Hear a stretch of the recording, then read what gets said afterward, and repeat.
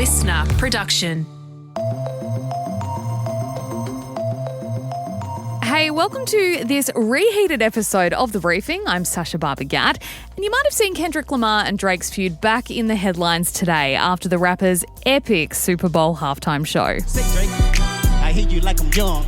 You better not ever go to cell block 1. To any that talk torment in love, just make sure you hide your little sister from them. They tell me Chubb the only one to get your hand-me-downs. Party at the party playing with his nose now. Baka got a weird case, why I see around. Certified lover boy, certified.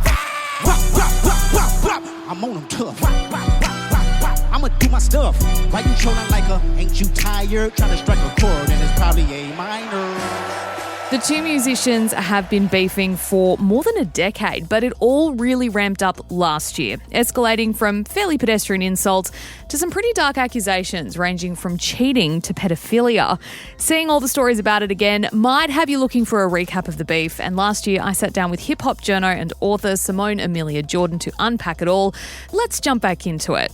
Simone, thanks for being here. Tell us how this feud between Kendrick Lamar and Drake began. Kendrick and Drake were initially friends. They came up in around 2010 in the past decade, but they were cool in the beginning. They appeared on each other's albums. And then around 2013, another rapper named Big Sean released an album and he had a song called Control. And Kendrick Lamar featured on that song. And on that song, Kendrick called out 11 rappers that were the top rappers at the time, including Drake, basically saying, I'm the king because hip-hop is a competitive sport. Drake didn't come back at him at the time. He then got busy in the following years beefing with other rappers, Meek Mill, Pusha T.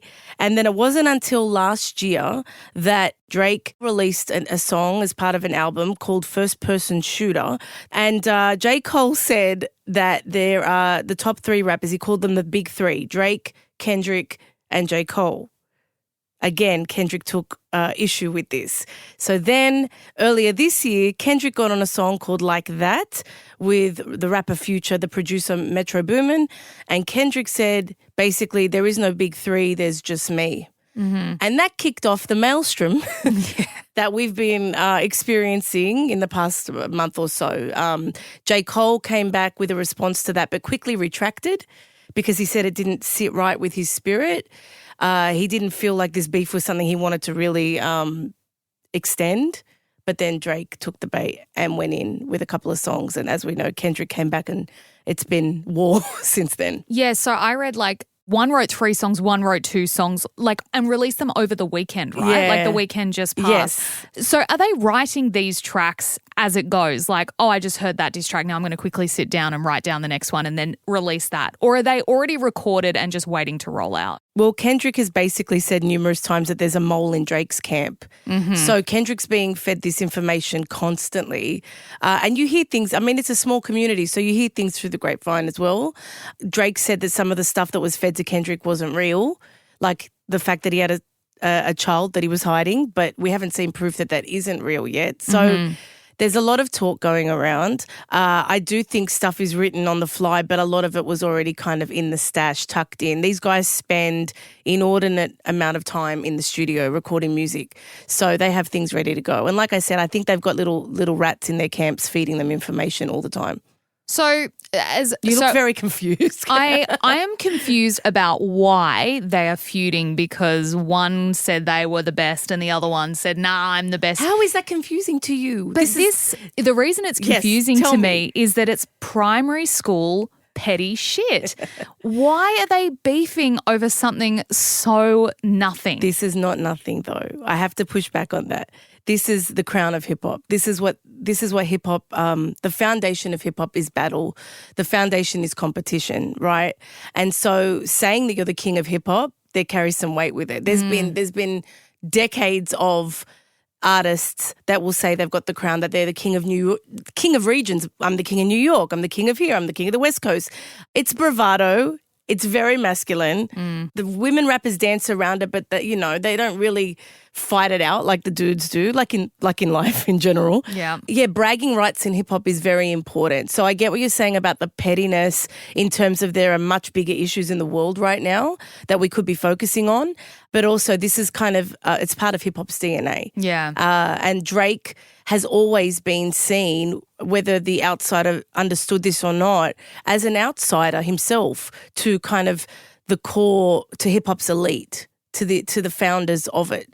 And so when you add the fact that he is from another country and people have kind of lambasted him for being a culture vulture in terms of picking up Afrobeats or picking up dancehall and all these genres and kind of cruising through a lot of things and not giving the relevant props or credit to the founders, it's left him kind of in the position that he's in now. Mm-hmm. Thank you for explaining that. It makes sense. I hope that made sense. It does. It makes sense I think it's just because it's not something that most people are involved in, so they might look at it from afar and go, what are they talking about? 100%. What are these grown men doing? Yeah. Back and forth bickering at each other.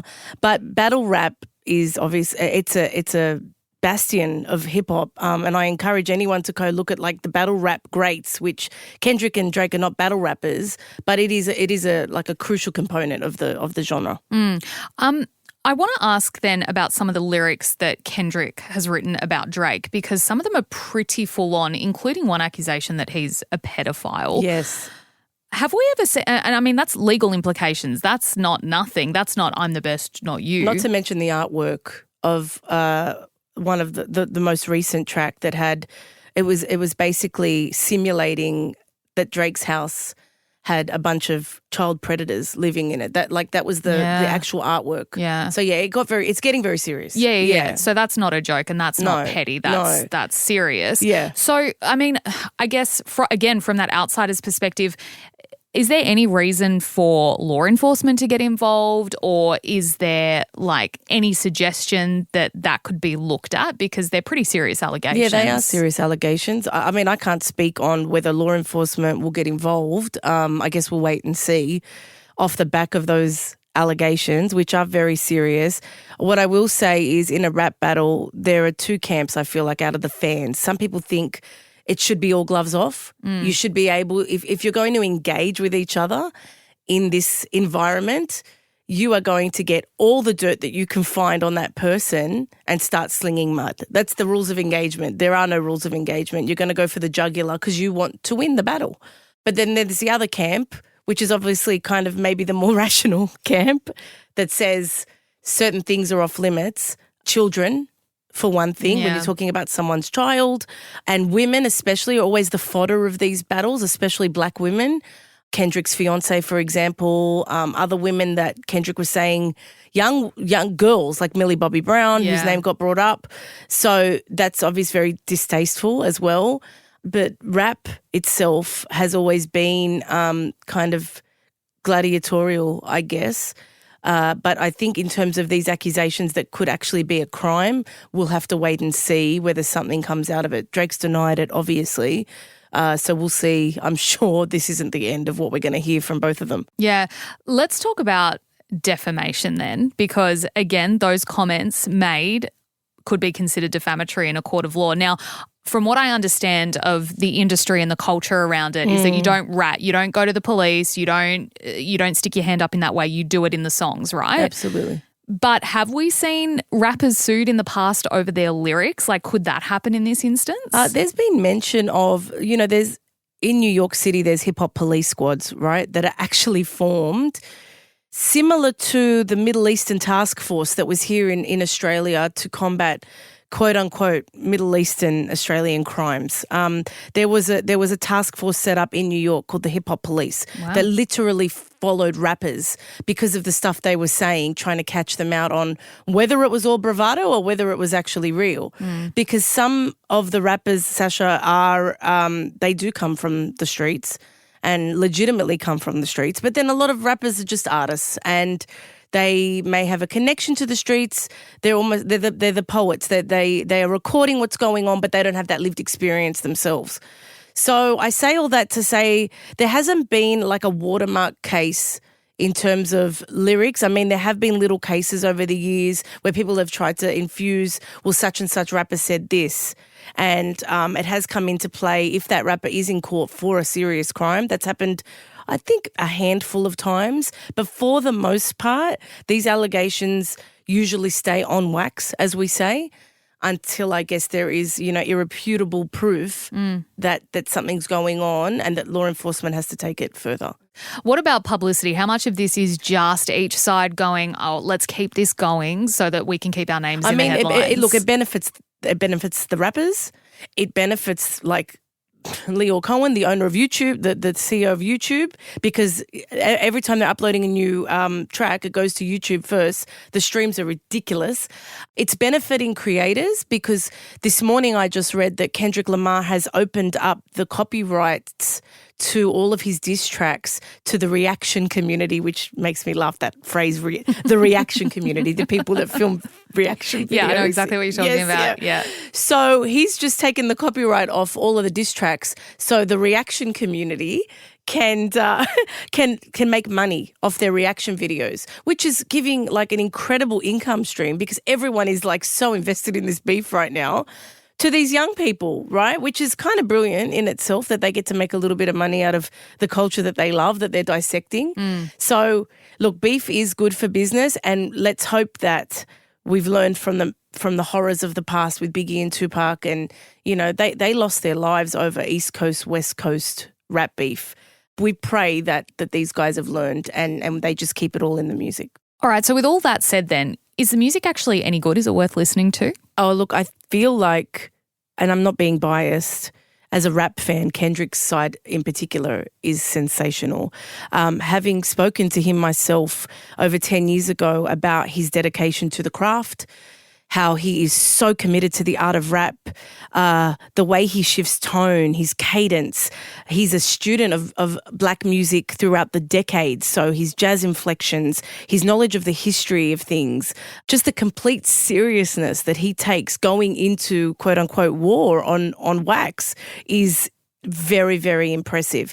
The content has been vulgar and definitely not for children. As we've said, the subject matter that they're discussing is not for the faint-hearted, but as an actual battle of lyrics, I mean, Drake's a solid rapper. He always has been, but Kendrick is really in a league of his own in many ways. Well, Simone, it's been a fascinating chat. I've learnt a lot. Thank you so much for joining us on The Briefing. Very, very welcome. Thanks for having me. Thanks so much for listening to this cheeky little extra episode of The Briefing. We hope that you enjoyed hearing from Simone Amelia Jordan. She's a hip-hop journo and she's a former editor of Source magazine. And, of course, we will still be back in your feed this Savo at 3 with another deep dive. And Chris and I will be back for the headlines tomorrow morning at 6. See you then.